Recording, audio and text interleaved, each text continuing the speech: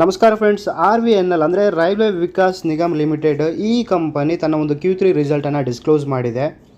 Result ನೋಡೋಕ್ಕಿಂತ ಮುಂಚೆ ಈ company dividend ಕೂಡ ಕೊಡ್ತಾ ಇದೆ. ₹1 ಒಂದು ಶೇರ್ಗೆ ಡಿವಿಡೆಂಡ್ ಕೂಡ ಕೊಡ್ತಾ ಇದೆ. ರೆಕಾರ್ಡ್ ಡೇಟ್ ಕೂಡ ಅನೌನ್ಸ್ ಮಾಡಿದೆ. 11 ಫೆಬ್ರವರಿಗೆ ರೆಕಾರ್ಡ್ ಡೇಟ್ ಕೂಡ ಇರುವಂಥದ್ದು. ಇನ್ನು Q3 ರಿಸಲ್ಟ್ ನೋಡಬೇಕಾದ್ರೆ ಈ ಎಲ್ಲ ಡಾಟಾ ಇಂಡಿಯನ್ ರುಪೀಸಲ್ಲಿ ಕ್ರೋರಲ್ಲಿ ಕೊಟ್ಟಿರುವಂಥದ್ದು. ಫಸ್ಟ್ ಇನ್ಕಮು ಈ ಕ್ವಾರ್ಟರಲ್ಲಿ 4738 ಕೋಟಿ ಇರುವಂಥದ್ದು. ಬಟ್ ಲಾಸ್ಟ್ ಇಯರು 4874 ಕೋಟಿ ಇತ್ತು. ಇಯರ್ ಟು ಇಯರ್ ಅಂದರೆ ಹತ್ತತ್ರ 2% ಎಲ್ಲ ಡೌನ್ ಆಗಿದೆ.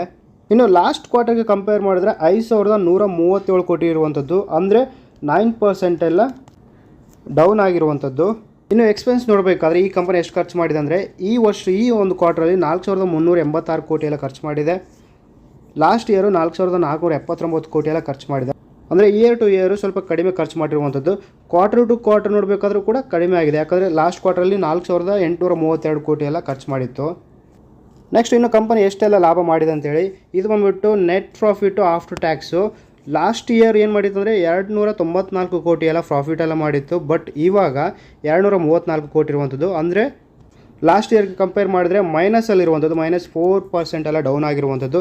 ಬಟ್ ಲಾಸ್ಟ್ ಕ್ವಾರ್ಟ್ರಿಗೆ ಕಂಪೇರ್ ಮಾಡಿದರೆ ಲಾಸ್ಟ್ ಕ್ವಾರ್ಟ್ರಲ್ಲಿ 196 ಕೋಟಿ ಇತ್ತು. ಬಟ್ ಇವಾಗ 264 ಕೋಟಿ, ಅಂದರೆ ಹತ್ತತ್ರ ಕ್ವಾರ್ಟರ್ ಟು ಕ್ವಾರ್ಟರು 41% ಎಲ್ಲ ಅಪ್ ಆಗಿರುವಂಥದ್ದು.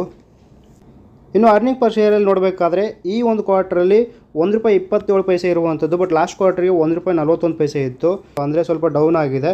ಬಟ್ ಲಾಸ್ಟ್ ಕ್ವಾರ್ಟರಲ್ಲಿ ಬರೀ 94 ಪೈಸೆ ಎಲ್ಲ ಇತ್ತು. ಅಂದರೆ ಈ ಒಂದು ರಿಸಲ್ಟಿಂದ ಯಾವುದೇ ರೀತಿ ಸ್ಪೈಕ್ ಆಗೋದು ಮತ್ತು ವೋಲ್ಟಾಲಿಟಿ ಆಗೋದಂತೂ ಚಾನ್ಸ್ ಕಡಿಮೆ ಇದೆ. ನಾರ್ಮಲ್ ಆಗಿರುವಂಥ ರಿಸಲ್ಟ್ ಎಲ್ಲ ಬಂದಿರುವಂಥದ್ದು. ವಿಡಿಯೋ ಇಷ್ಟ ಆದರೆ ಲೈಕ್ ಮಾಡಿ, ಹೊಸಬರ ಸಬ್ಸ್ಕ್ರೈಬ್ ಮಾಡ್ಕೊಳ್ಳಿ. Thank you for watching. ನಮಸ್ಕಾರ, ಬಾಯ್.